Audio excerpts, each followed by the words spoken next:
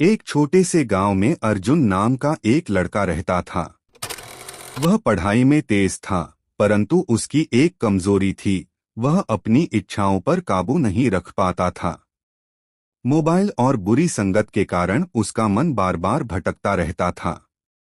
धीरे धीरे उसने अनुभव किया कि उसका शरीर कमजोर हो रहा है, चेहरा मुरझा गया है और पढ़ाई में भी मन नहीं लगता। एक दिन उसके गुरुजी ने उससे पूछा, अर्जुन, तुम्हारी आंखों में चमक क्यों नहीं रही? तुम इतने थकेत के क्यों लग रहे हो? अर्जुन ने झिझकते हुए अपनी समस्या बता दी। गुरुजी ने गंभीर स्वर में कहा, बेटा, वीर्य ही जीवन की असली ताकत है। यह वही ऊर्जा है जिससे शरीर स्वस्थ, मन तेज और आत्मा प्रबल रहती है। अगर तुम इसे व्यर्थ गवा दोगे तो जीवन में कभी आगे नहीं बढ़ पाओगे। फिर गुरुजी ने उसे कुछ उपाय बताए।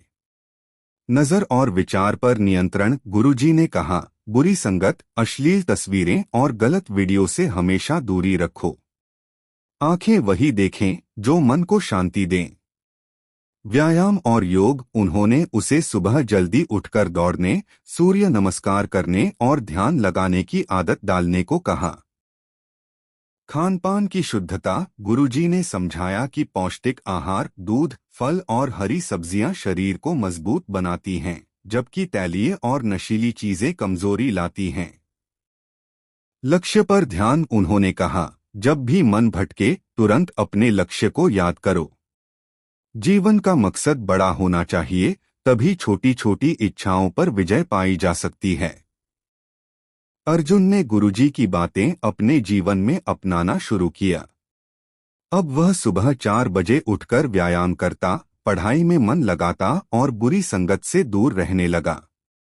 धीरे धीरे उसका चेहरा चमकने लगा, शरीर मजबूत हो गया और पढ़ाई में भी अच्छे अंक आने लगे।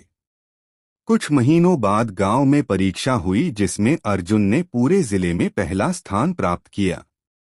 लोग हैरान थे कि वही लड़का, जो पहले कमजोर और उदास रहता था, अब इतना ऊर्जावान और आत्मविश्वासी कैसे बन गया।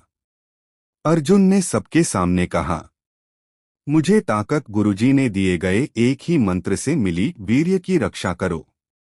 यह वही ऊर्जा है जिससे इंसान महान बनता है। अगर हम इसे बचाकर रखें और सही दिशा में लगाएं, तो जीवन में कोई लक्ष्य कठिन नहीं रहता। उस दिन से गांव के सभी युवा अर्जुन की तरह अनुशासन अपनाने लगे। अर्जुन खुद भी आगे चलकर एक सफल व्यक्ति बना और हमेशा यह संदेश देता रहा, वीर्य ही जीवन का आधार है। इसे व्यर्थ न गवाएं, बल्कि अपने सपनों